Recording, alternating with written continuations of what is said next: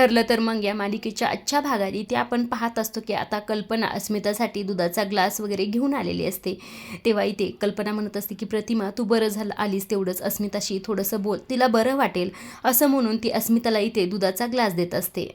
अस्मिता मात्र दूध वगैरे नको असं इथे म्हणत असते। ती म्हणत असते की तो मार्क्स, ते उशी दाबणारे हात, हे सर्व काही मला विसरताच येत नाही, ह्या सर्व गोष्टीची मला फार भीती वाटत आहे असं देखील इथे अस्मिता। आता प्रतिमा आणि कल्पना खरं तर तिला दूध वगैरे पी असं म्हणत असतात, मात्र अस्मिता इथे अजिबातच दूध पित नसते। तेव्हा प्रताप म्हणतात की ठीक आहे कल्पना, अजिबात तिला फोर्स करू नको, ती जर दूध नसलेला पेत तर आपण देखील इथे कॉफी वगैरे काहीच प्यायचं नाही असं इथे सर्वजण म्हटल्यानंतर इथे खरं तर अस्मिता वेगळ्याच विचारात असते। ती इथे म्हणत असते की मी करू का सचिनला कॉल, तो जर आला तर मला धीर वाटेल, पण मी जर कॉल केला तर त्याला वाटू नये की मी माघार वगैरे घेतलेली आहे, ह्याच विचारात ती आता इथे गुंतलेली असते। तितक्यातच इकडनं आले असतात ते म्हणजे चेतनने, सायली आणि अर्जुन।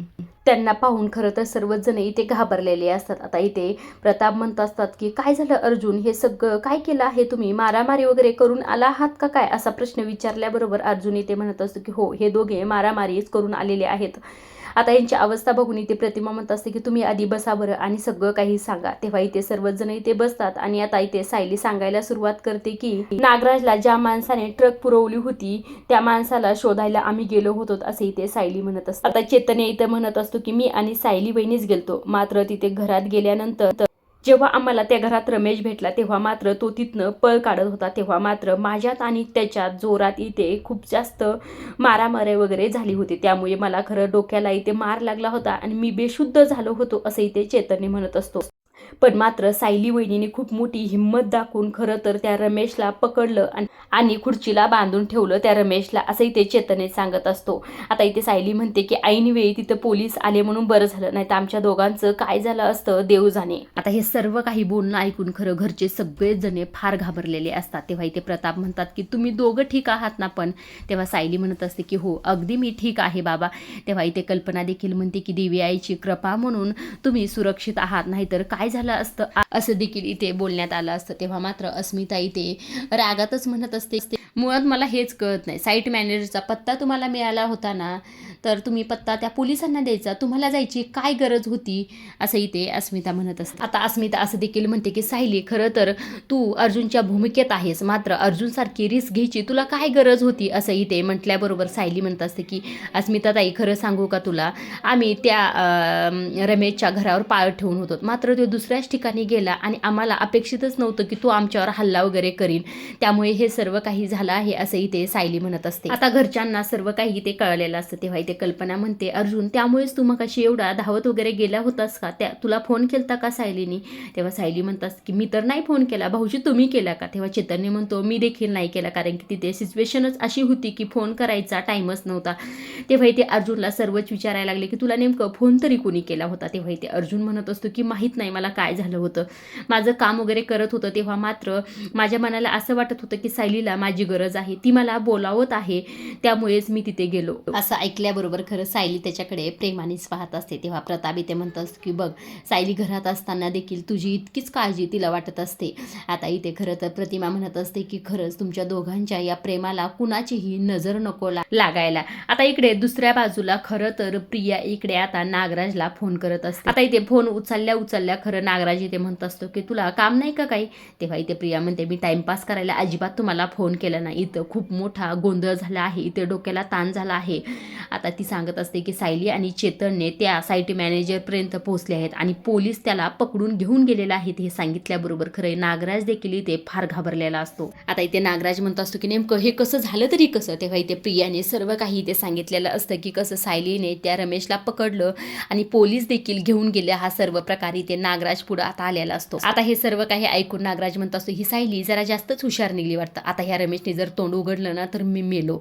आता हे मेहपतने ऐकल्याबरोबर मेहपत म्हणत असतो की तू नाही, त्यासोबत मी देखील मरूनच जाईल। आता इथे प्रिया म्हणत असत सगळ्या गोष्टी आपल्या हातातून कसं काय निष्ठत चालल्यात, तुम्हाला वाटलं होतं ना तुम्ही तेव्हा खूप मोठा तीर मारलाय, पण आता मला कळतंय की तुम्ही किती पुरावे मागे सोडलेत। तेव्हा इथे नागराज म्हणतो ए बाई मला आणखी घाबरू नको। तेव्हा इथे मेहपत म्हणतो की आधी तूच घाबरलेला आहेस, ती काय घाबरून तुला, त्यामुळे तर तुझी इतकी हाल झाली आहेत। पण इथे प्रिया म्हणत असते की मी आता फोन ठेवते.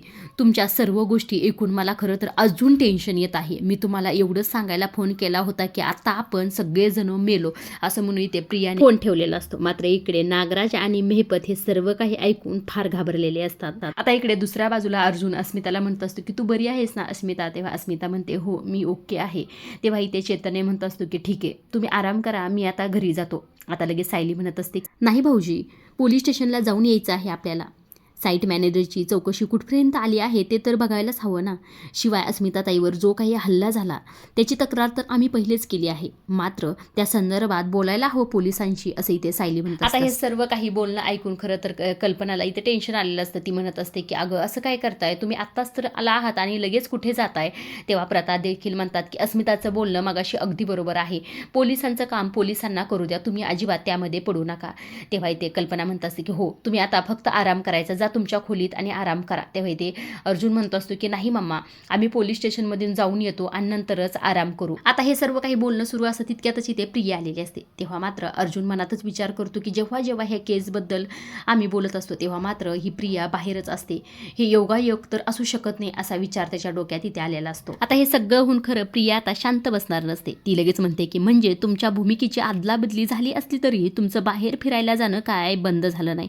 बरोबर आहे म्हणा, अर्जुन सध्या सायलीच्या भूमिकेत आहे ना, मग तिच्यासारखीच घरातली सगळी कामं अर्धवट सोडून तो देखील बाहेर भटकायला जाणारच ना. आता हे सर्व काही प्रियाने बोलल्याबरोबर खरं तर घरचे तिच्यावर काहीच रिॲक्ट होत नाही. तिला अजिबात लक्ष नसल्यासारखं तिच्याकडे करत असतात.